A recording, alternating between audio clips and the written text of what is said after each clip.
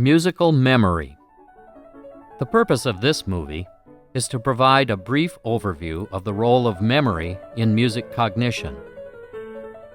Almost every facet of musical experience is impacted by memory. Imagine, for example, trying to understand a piece of music in ABA form if you don't recognize A when it returns. The Russian dance from Tchaikovsky's Nutcracker Suite is in a simple ABA form. You can confirm this by playing each of the segments separately.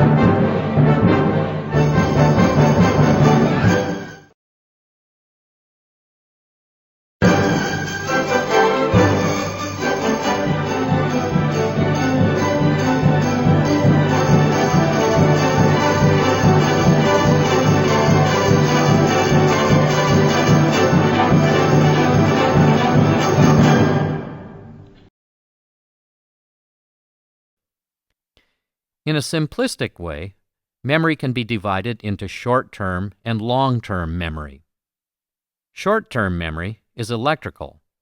That is, it's represented in neural firing patterns in the brain. It persists for approximately 30 seconds before it begins to fade. For example, if you look up an unfamiliar phone number, it's usually gone from your memory as soon as you dial. Long-term memory is chemically encoded in the brain for permanent storage. There are a number of things that one can do to increase the likelihood that something will be remembered. First, practice or repetition. Repeating information numerous times helps place it into long-term storage. Second, the significance or meaning. Information that has particular meaning is much easier to remember than unimportant trivia. Third, lack of interference in memory transfer. Things that interrupt rehearsal of information can disrupt transfer of information to long-term storage. Imagine, for example, a phone that keeps ringing while you're trying to study. Finally, there's chunking. Chunking, that is, organizing information into smaller, more manageable units or chunks, makes remembering easier. Notice how you say strings of numbers, such as your phone number, 210-458-5327, or your Social Security number, 123456789. They're written in chunks as an aid to memory. Try this little experiment to see how chunking works. Click the button here to see a number briefly flashed on the screen. See how much of it you can recall.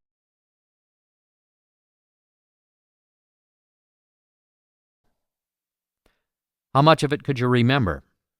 Now, try it again. This time, the same number will be chunked into meaningful units.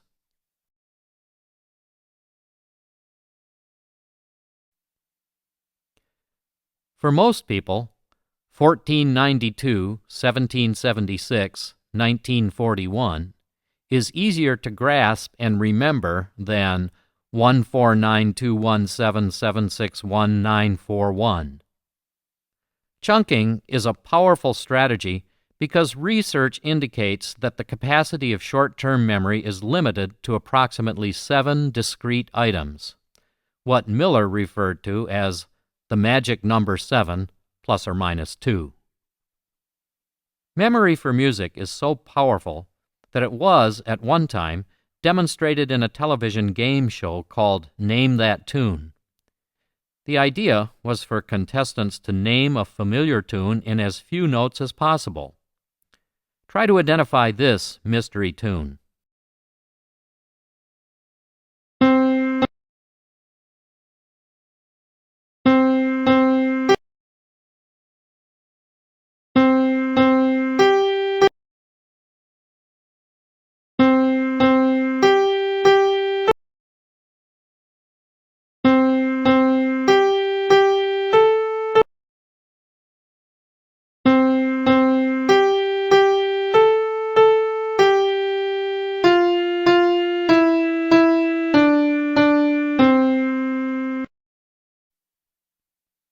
Of course, that was an easy tune.